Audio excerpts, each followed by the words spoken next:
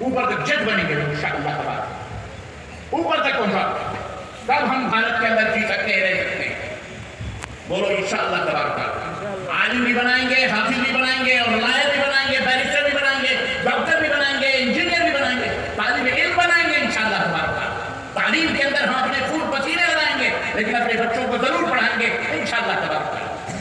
ہمارے اوپر یہ تانے کسے جاتے ہیں کہ ہم تعلیمی طور پر کمزور ہیں، ہمارا معاشرہ کمزور ہے، یقیناً ہم کمزور ہیں، اس لیے کہ ہمارے اندر وہ جاگرتا نہیں آئی، وہ شعور نہیں آئی، وہ بیداری نہیں آئی۔ اس لیے ہم اپنے بچوں کو، بچیوں کو پڑھائیں۔ ابھی ہم اسی میں پھنسے ہوئے ہیں کہ بچی سائیکل چلا سکتی ہے کہ نہیں چلا سکتی۔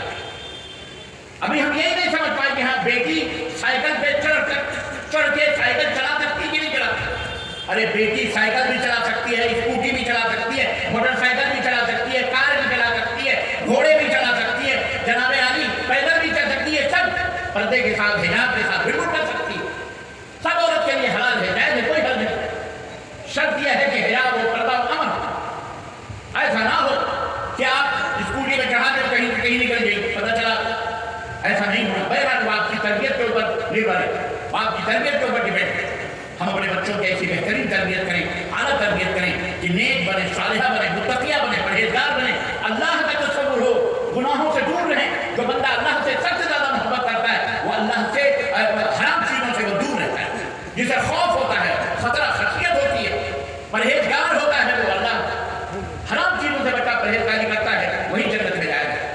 اس لیے اے میرے مسلمان بھائیوں، اللہ سے توبہ کریں، ہم سب مل کر استغفار کریں، نمازوں کو قائم کریں۔ مسجدیں رو رہی ہیں، بددعائیں دے رہی ہیں، نماز پڑھو، نماز پڑھو، نماز پڑھو۔ عقیدے کے بعد، توحید کے بعد سب سے پہلا فریضہ ہے نماز قائم کرنا۔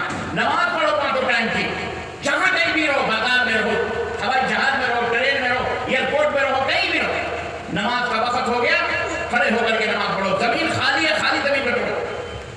تم روتے ہو نا ہماری مسجدیں بلڈر گرا دیا، فلانی اڑا دی جا رہی ہے، ٹھکانی اڑا دی جا رہی ہے، ڈرو مت۔ مسلمان جہاں سجدہ کرتا ہے وہی اس کی مسجد ہوتی ہے۔ در و دیوار اور مناروں کا نام مسجد نہیں ہے۔ اللہ کے حبیب نے فرمایا، اللہ اکبر، قربان جائیں اپنے نبی پر، اللہ کے نبی نے فرمایا کسی نبی کے لیے یہ حرام نہیں تھا، لیکن صرف اللہ نے جعلت لی الارض کلھا مسجدا، میرے رب نے پوری دنیا کے زمینوں کو میرے لیے مسجد بنا دیا ہے۔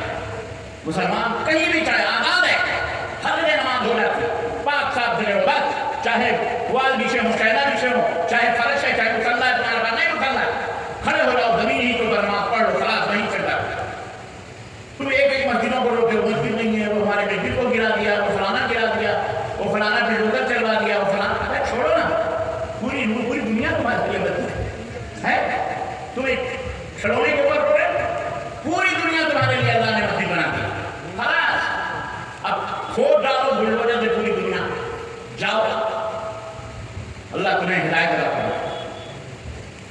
اللہ سے دعا کرتے ہیں ہم کہ اللہ تعالیٰ ہم سب کے بیٹھنے کو، ہم سب کی حاضری کو قبول فرمائے، اور اللہ تعالیٰ جتنا کہا ہے سنا، اللہ کہنے اور سننے سے عمل کرنے کی توفیق عطا فرمائے، اور ہمیں اپنے عقیدے، اپنے عمل اور اپنے معاملات کو صحیح کر کے جینے کی توفیق عطا فرمائے۔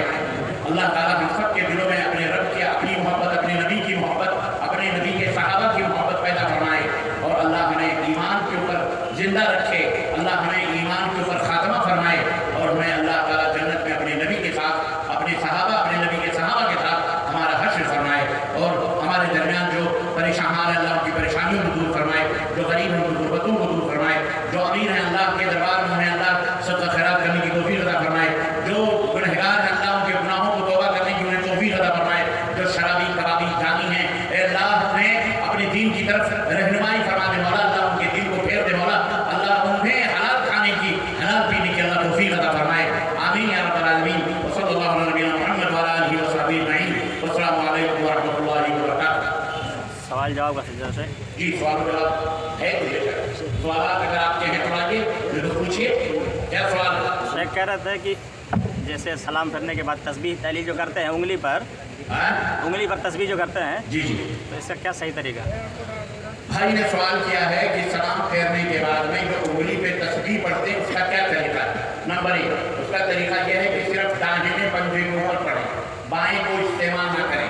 نمبر 2، یہ جو لکیریں ہیں تینوں، اس کے اوپر جب آپ پڑھیں گے تو 5 انگلیاں، 5 کیاں 15، اور 2 دفعہ کریں گے تو 30، फिर इन 3 लकीरों के ऊपर एक दफा करेंगे तो हो जाएंगे कितनी 33। तो 33 दफा सुभान अल्लाह, 33 दफा अल्हम्दुलिल्लाह, 33 दफा अल्लाहु अकबर और एक दफा ला इलाहा इल्लल्लाह वहदहु ला शरीका लहू लहुल मुल्कु व लहुल हम्दु व हुवा अला कुल्ली शैइन कदीर। ये पूरे 100 की अदद पूरी हो जाएगी। ठीक है शेख, उसमें जो असाबिया का लफ्ज़ है, मतलब उंगली, तो जैसे गिरा की अरबी तो अक़द आती है, हाँ, तो गिरा ये आपकी सहूलत है। मैंने आपको ये नहीं बताया कि ये नबी सल्लल्लाहु अलैहि वसल्लम का फरमान या कुछ की तरह है, ये आपकी सहूलत है। आप 5-5 करके पढ़ो, पांचों उंगलियों के ऊपर पढ़ो, नो प्रॉब्लम। लेकिन कुछ सहूलत है, कोई लोग 4 पे पढ़ते हैं, 4 1 2 3 4 इस तरह से पढ़ते हैं। तो हर एक की अपनी अपनी सहूलत है। अब उंगलियों के ऊपर आप जी लें, चाहे उंगली के कोर हो, चाहे उंगली की लकीरें हो। बहरहाल आपको इसलिए बताया जा रहा ताकि आप भूले नहीं, अपने किसी अंदाज से पढ़ें और वो जो बिदअत वाली चीज तस्बीह है उससे बचें बस। ठीक है। क्रेडिट कार्ड इस्तेमाल करना कैसा है? क्रेडिट कार्ड भाई ने कहा इस्तेमाल करना कैसा है। क्रेडिट कार्ड का मतलब क्या होता है? क्रेडिट कार्ड का मतलब आजकल जो चल रहा है, एक तो होता है एटीएम कार्ड, वो नहीं, डेबिट पेमेंट होती है। और अगर आपने मतलब से 10 दिन का मौका दिया, 10 दिन के बाद अगर आपने पेमेंट देना किया तो सूद बढ़ता है, ये शर्त होती है उसमें। ये आप जानते हैं कि अगर क्रेडिट कार्ड इस्तेमाल करेंगे और हमने वक्त पर नहीं दिया, बाकायदे साइन करेंगे आप कि हाँ हमने नहीं दिया तो हमें हमारे पैसों में से पैसा कटेगा, या आपने लेते वक्त ये अक़द किया। तो सूद पर अक़द करना यानी मुफाहमत करना यानी दस्तखत करना, गोया कि आपको अपनी रज़ामंदी है उसके ऊपर सूद खाने पर और या देने पर, बहरहाल दोनों हराम। किस्त पर गाड़ी उठाना जी, किस्त पर गाड़ी वाले जैसे मोबाइल वाले लेते हैं, किस्त पे लेते हैं, किस्त के ऊपर गाड़ी उठाना, उसकी शक्ल भारत के अंदर क्या है मुझे नहीं मालूम, लेकिन मैं जो जानता हूँ वो मैं आपको बताता हूँ। कोई मोबाइल हो, कोई हंडी हो, कोई पतीली हो, कोई मोटरसाइकिल हो, कोई गाड़ी हो, कोई घोड़ा हो, कोई कलम हो, कोई कागज हो, अगर कोई आदमी बेच रहा है कि ये 10 रुपए का सामान है, मैं आपको दे रहा हूँ और 2 महीने की किस्त पर दे रहा हूँ, आप 5-5 रुपए या 3-3 रुपए किस्त में दे दें, तो कोई हर्ज नहीं जाए।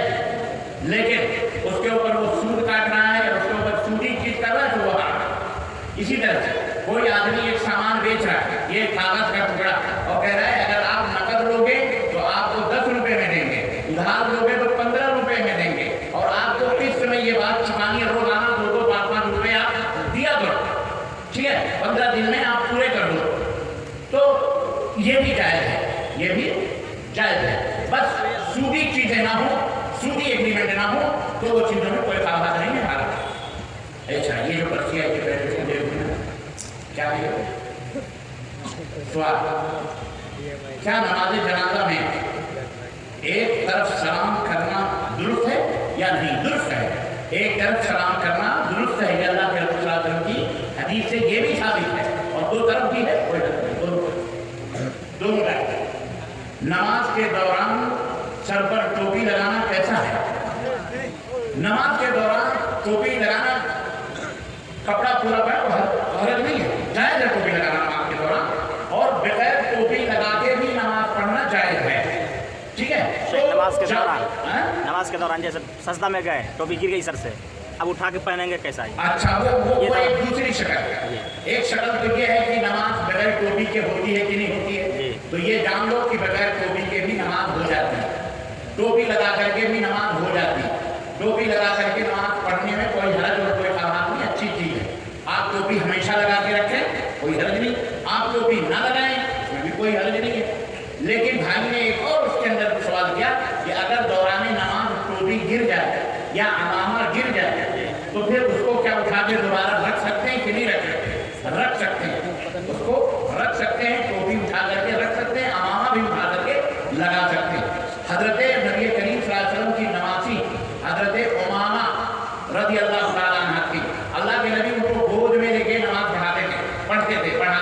जब सजदे में जाते तो उसको बिठा देते और फिर सजदे से जब उठते तो उसको उठा करके गोद में ले लेते। तो इसी से मुहद्दिसीन ने ये मसला बयान किया है कि जब उमामा को उठाना जायज है तो अमामा को उठाना क्यों नहीं जायज है? तो इस तरह से जायज है। कब्र के पास अजान देना कैसा है? बिदअत है। ये सवाल कहाँ से आया? आप लोगों के दरमियान नहीं अच्छा है, लेकिन ये आ रहा है गोया धीरे धीरे कुछ ना कुछ आ रहा है। हाँ, ये रिश्तेदार नातेदार, ये जो बेटियां देते हो शादी ब्याह में, जरा सोच समझ के बहू में लाओ। कभी कोई कबर परस्त, कोई पुजारी, कोई दरगाही मजारी, वहां से बेटी आई तो फिर समझो धीरे धीरे मियाँ जी को घुमाएंगे, फिर उसके बाद आने वाली औलाद को भी घुमाएंगे और फिर इसमें शिर्क में मुबतला करेंगे। इसलिए बहुत सोच समझ करके बेटियां लाओ, और ऐसी अपनी बेटियों को भी बहुत सोच समझ करके किसी को दो, किसी बिदती खबर परस्त मुशरिक उसके घर में बेटी मत दो, जायज नहीं है, वरना क़यामत के दिन मर जाओगे ना, क़यामत के दिन तुम्हारा गिरबान पकड़ेगी वो बहन वो बेटी। तो अदान देना ये बिदअत है, या अल्लाह के नबी नहीं हुआ। ये सब सवाल का जवाब हदीसों कुरान के साथ सबूत चाहिए। बेशक सबूत तो अदान का इसलिए नहीं है कि है ही नहीं, ये तो नबी सल्लल्लाहु अलैहि वसल्लम जब है नहीं तो दीन होगा तो सबूत होगा, जब दीन ही नहीं है तो इस बेदीनी का सबूत नहीं है। ठीक है, जज़ाकुमुल्लाह खैर। जी और कोई बात? हाँ, एक हर तकबीर के बाद नमाज में रसूलदैन जनाजे की नमाज में हर तकबीर के बाद रसूलदैन करना कैसा है? देखें, किसी भी हदीस सहीह से नबी सल्लल्लाहु अलैहि वसल्लम के अमल से ऐसा कोई सबूत मौजूद नहीं। अलबत्ता सहाबे कराम के आसार से, सहाबे कराम के अमल से ये बात साबित है कि हर तकबीर के वक्त रसूलदैन करना चाहिए, हाथ उठाना चाहिए। सहाबा ने उठाया है, तो ये असर ये बताती है कि सहाबा का तरीका भी हमारे लिए हुज्जत है, सुन्नत है। नबी सल्लल्लाहु अलैहि वसल्लम से जब साबित नहीं है और सहाबा से साबित है तो वो भी हमारे लिए हुज्जत है, दलील है, सुन्नत है। तो नमाज के रसूलदैन जनाजे की नमाज में रसूलदैन करना ये सुन्नत, सहाबा की सुन्नत से साबित करना चाहिए। जी जी, कहाँ गए? वही नहीं, वो कहाँ गए जो बात अलग है। अच्छा,